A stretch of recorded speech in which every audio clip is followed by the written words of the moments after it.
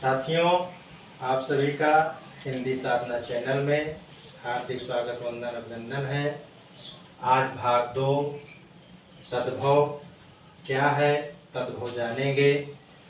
कल के वीडियो में तत्सम का अध्ययन किया गया था। आइए क्रमशः देखते हैं। भाग 2 तद्भव।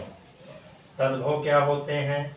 ऐसे शब्द जो संस्कृत और प्राकृत से विकृत होकर हिंदी में आए हैं तद्भव कहलाते हैं।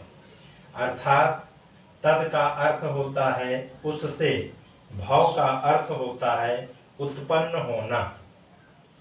तो अब किसी न किसी रूप में अपने मूल रूप से टूटकर, विकृत होकर, भ्रंशित होकर के वह अन्य रूपों में परिवर्तित होते हैं, ऐसा भी कहा जा सकता है।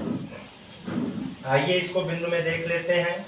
ये शब्द संस्कृत से सीधे न आकर पाली, प्राकृत और अपभ्रंश से होते हुए हिंदी में आए हैं।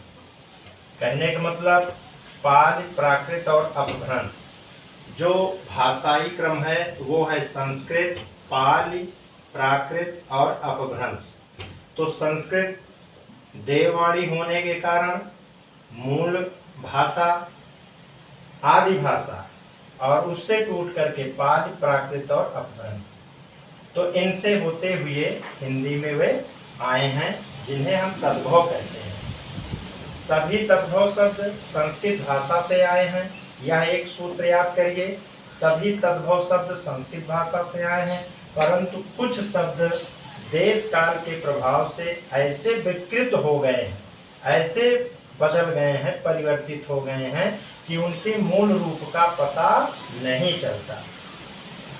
ये रही आपके 2-3 बिंदु जिन्हें जानना बहुत आवश्यक है। तद्भव शब्द 2 प्रकार के होते हैं। यह भी पूछा जा सकता है कि तद्भव शब्द कितने प्रकार के होते हैं। तो तद्भव शब्द 2 प्रकार के होते हैं, संस्कृत से आने वाले शब्द और सीधे प्राकृत से आने वाले शब्द। अब कुछ तद्भव शब्दों की सूची हम आपके सामने प्रस्तुत किए हैं जिन्हें हम यहाँ पर चर्चा कर चुके हैं कि संस्कृत से और प्राकृत से।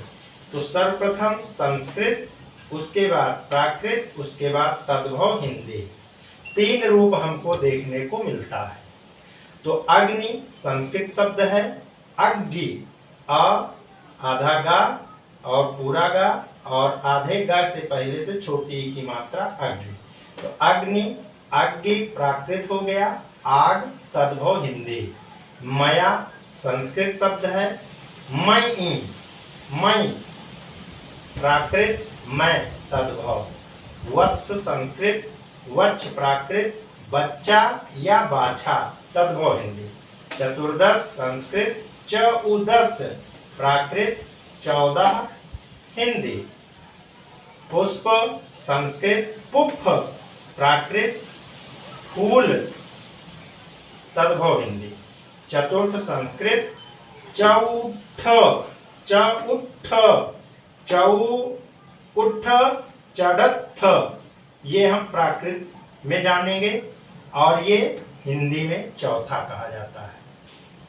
संस्कृत में प्रिय, प्राकृत में प्रिय। यहाँ ध्यान देने वाली बात यह है कि यह भी प्रश्न में पूछा जा सकता है कि संस्कृत में प्रिय, प्राकृत का क्या होगा। तो दोनों में एक ही होता है, प्रिय और प्रिय। और यहाँ पर प्रिय और पिया, हिंदी में 2 शब्द प्रचलित है, प्रिय और पिया। कृतः संस्कृत है, कओ और तद्भव हिंदी में किया, तद्भव हिंदी में किया। मध्य संस्कृत, मध्य प्राकृत, में तद्भव हिंदी। मयूर संस्कृत, मऊर प्राकृत, मोर तद्भव हिंदी। वचन संस्कृत, वअण प्राकृत, अवैन तद्भव हिंदी। इसी तरह से ये संस्कृत, ये प्राकृत और ये तद्भव हिंदी। तो हम चत्वारि का अर्थ होता है चार। तो संस्कृत में पहले देख लेते हैं चत्वारि ही, चत्वार चत्तार चार छूट गया है, इसको पुनः देख लेते हैं। नव, संस्कृत में नव, प्राकृत में न अ, और ये हिंदी में नव, संख्या का बोध कराते हैं। अर्ध संस्कृत में अर्ध तृतीय, अढ़ तईय, प्राकृत में अढ़ाई या ढाई हम कहते हैं हिंदी में। ये आपके तद्भव से रिलेटेड वीडियो रहा।